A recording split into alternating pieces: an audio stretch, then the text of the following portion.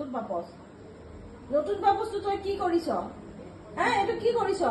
এইটো মই তাতে পাৰিব আনিছো ভৰি মোচা ভাল এটা পাপচ, তই কিয় লৈছ? দে দিবিনে?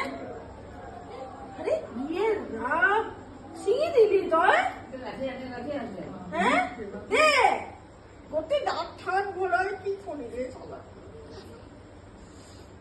তই এক চৰ খাবি কিন্তু হ'ব দে নাই? দে দে মই বিস্কুট দিম তো, দে দিবি না নাই? এইটো নতুন পাপচ লৈছ কিয়?